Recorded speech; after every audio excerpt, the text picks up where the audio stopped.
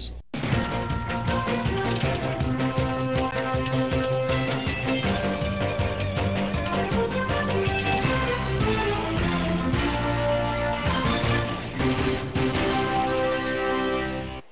News Talk is online. News Talk is a production of PellTalk.com, the largest multimedia interactive program on the internet with more than 4 million unique users. I'm your host, Gary Baumgarten.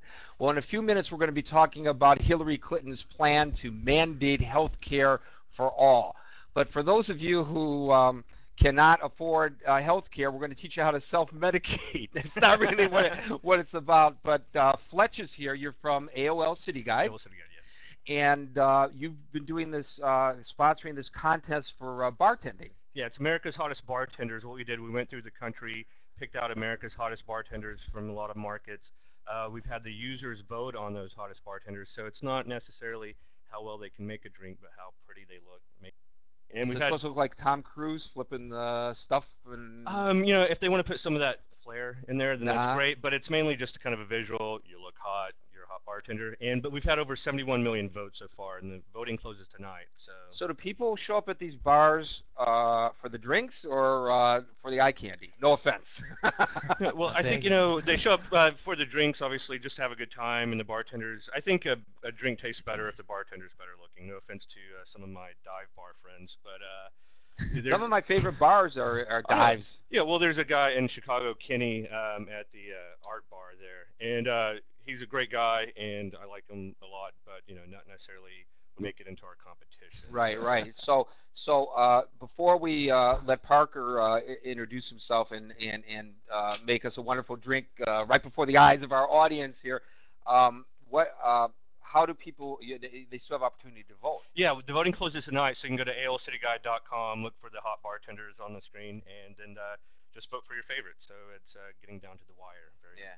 This is the first year you've done it? No, we did it last year as well, and then a gal from Chicago won the female part of it, and a guy from Dallas, my hometown, won the male portion. So how many hits are you getting? How many people vote? And and by the way, do you have a way of controlling to ensure that people aren't like dumping a bunch of votes for one person, or is this like voting for Ron Paul on the internet? And I only say that because my buddy, I got a buddy here who's a big Ron Paul guy, and he thinks that it's not quite what people allege with Ron Paul, but I had to throw that in. Yeah, well, actually, this year we've adopted the American Idol, which could be we could change it to the Ron Paul style of voting. Right. And you can vote as often as you want.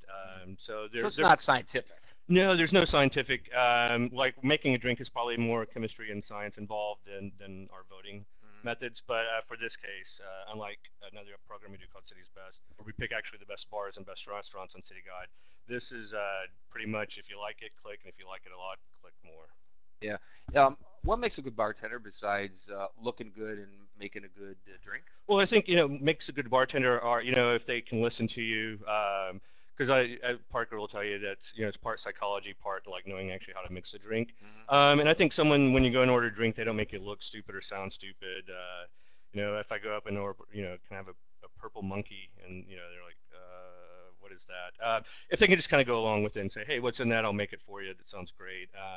Just someone that can be nice. That's almost like as if you had a sibling or a relative that you liked making you a drink that you could actually talk to. The women here are texting saying, would you show Parker already on cam? You want to do that for us, Oriana? Because otherwise I'm never going to hear the end of this. And Parker's all wired up too. So before you mix us a delicious drink, tell us where you work. I work at Ozza, which is located at 55th and Lexington.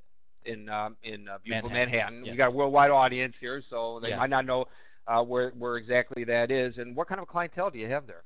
I want to say it's a more upscale, Upper East Side crowd, but there are some.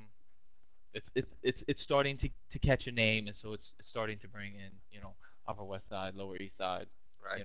All types. So do you consider yourself a bartender or a mixologist? Is there a difference?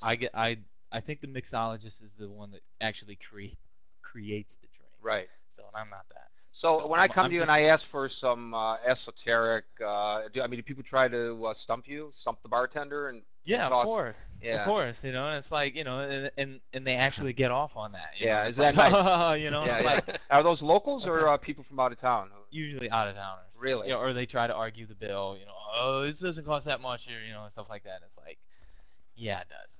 So a place like your bar, do you have a lot of regulars or mainly a transient trade?